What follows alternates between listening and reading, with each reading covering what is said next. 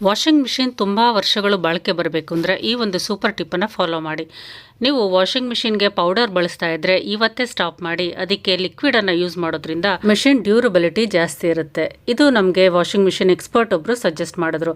Washing machine front load ಅಥವಾ top load ಅಂತ ನೋಡಿಕೊಂಡು ಅದಕ್ಕೆ ಸರಿಯಾಗಿ ನೀವು ಲಿಕ್ವಿಡನ್ನು ತೊಗೊಂಡು ಬಂದು ಯೂಸ್ ಮಾಡಬೇಕು. ಇದು IFB company machine. More than 12 years ಆಯಿತು ತಗೊಂಡು. ತುಂಬ ಒಳ್ಳೆ ಡ್ಯೂರಬಿಲಿಟಿ ಇದೆ. ಇದೊಂದು ಮ್ಯಾನ್ಯುವಲ್ಲು ಆನ್ ಮಾಡೋದಕ್ಕೆ, ಅದು ಬಿಟ್ಟರೆ ಕಂಪ್ಲೀಟ್ ಎಲ್ಲ ಮೆಕ್ಯಾನಿಸಮ್ ತುಂಬ ಚೆನ್ನಾಗಿದೆ. ಮೆಷಿನ್ಸನ್ನು ತೊಗೋಬೇಕಾದ್ರೆ ಯಾವಾಗಲೂ ಫ್ರಂಟ್ ಲೋಡ್ ಇರುವಂಥ ಮೆಷಿನ್ಸನ್ನು ಚೂಸ್ ಮಾಡ್ಕೊಳ್ಳಿ. ಯಾಕೆಂದರೆ ಅದು ಬಟ್ಟೆಯನ್ನು 360 ಡಿಗ್ರೀಸ್ ರೊಟೇಟ್ ಮಾಡಿ ನೀಟಾಗಿ ವಾಶ್ ಮಾಡುತ್ತೆ. ಟಾಪ್ ಲೋಡ್ ಆದರೆ ಜಸ್ಟ್ ಒಂದು ಸರ್ಕಲ್ ಮಾತ್ರ ಅದು ರೊಟೇಟ್ ಮಾಡುತ್ತೆ. ವಾಷಿಂಗ್ ಮಿಷಿನ್ ಡ್ರಮ್ಮನ್ನು ಸಹ ಆಗಿ 3 ತಿಂಗಳಿಗೊಂದ್ಸಲ ಕ್ಲೀನ್ ಮಾಡಬೇಕು. ಅದಕ್ಕೆ ಸೆಪ್ರೇಟ್ ಪೌಡರ್ ಬರುತ್ತೆ, ಅದನ್ನು ಹಾಕಿ ಕ್ಲೀನ್ ಮಾಡಬೇಕು. ಆಗ ಅದರ ಡ್ಯೂರಬಿಲಿಟಿನೂ ಜಾಸ್ತಿ ಆಗುತ್ತೆ. ಎಲ್ಲ ಮಿಷಿನಲ್ಲೂ ವೇಸ್ಟೇಜ್ ಔಟ್ಲೆಟ್ ಇರುತ್ತೆ. ತಿಂಗಳಿಗೊಂದ್ಸಲ ಅದನ್ನು ಓಪನ್ ಮಾಡಿ ಮಿಷಿನಲ್ಲಿರುವ ಡರ್ಟ್ ಎಲ್ಲ ಆಚೆ ತೆಗಿತಾ ಇದ್ರೆ ಮಿಷಿನ್ ಡ್ಯೂರಬಿಲಿಟಿ ಜಾಸ್ತಿ ಬರುತ್ತೆ. ನಿಮ್ಮ ಮಿಷಿನ್ ಕೆಪಾಸಿಟಿ ಎಷ್ಟಿದೆ ಅದನ್ನು ನೋಡಿಕೊಂಡು ಲೋಡನ್ನು ಹಾಕಿ.